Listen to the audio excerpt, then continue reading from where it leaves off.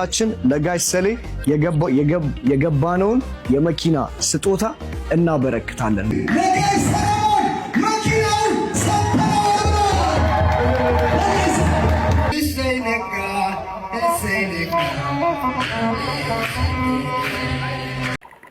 ሰላም ውድ የአዶናይ ሲኒማ ቲዩብ ቻናል ተከታዮቻችን እንኳን ወደ ቻናላችን በደህና መጡ።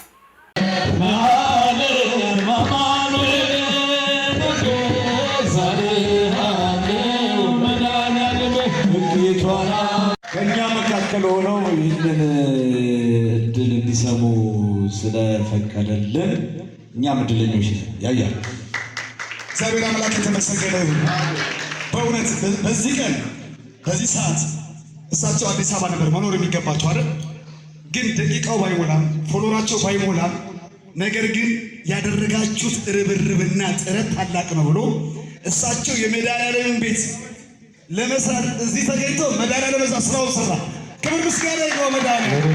እግዚአብሔር የተመሰገነ ይሁን። ጋሽ ሰሌ የተሰማህንስ ቅድም አልተረጋጋም ነበር፣ አሁን ተረጋግተሃል ጋሽ ሰሌ። መድኃኒዓለም እንኳን ይሄን አደረገልህ፣ እንኳን ተከናወነልህ። በዚህ አጋጣሚ ከፍ ያለ ጭብጨባ ሳታቋርጡ ለወንድማችን አዶናይ ከፍ ያለ ጭብጨባ እናመሰግናለን።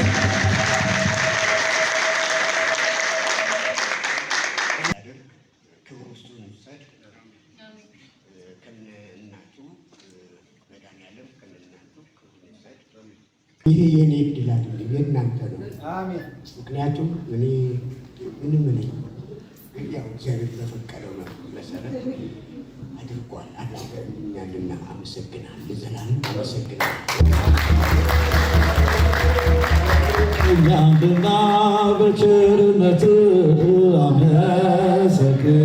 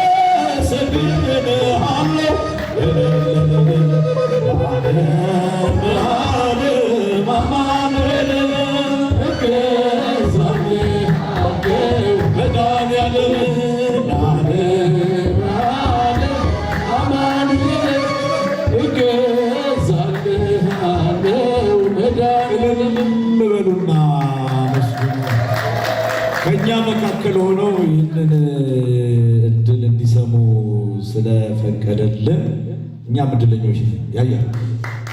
እግዚአብሔር አምላክ የተመሰገነ ይሁን። በእውነት በዚህ ቀን በዚህ ሰዓት እሳቸው እሳቸው አዲስ አበባ ነበር መኖር የሚገባቸው አይደል?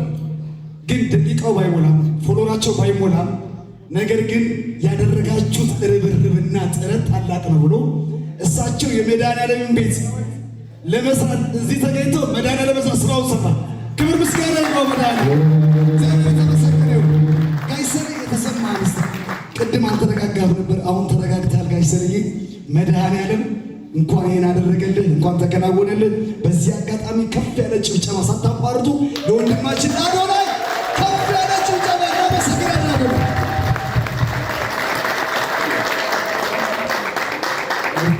በእውነት ያው እግዚአብሔር ያከናውነዋል። ዋናው ቀን መሆን ነው።